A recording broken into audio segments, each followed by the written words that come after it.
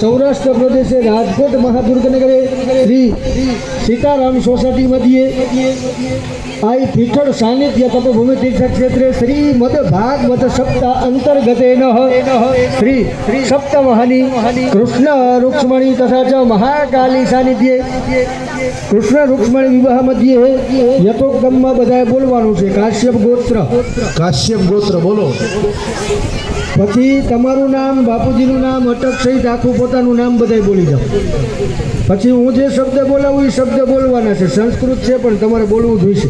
बोलो ममः। हजी संभळातुं नथी। बधाए बोलो ममः।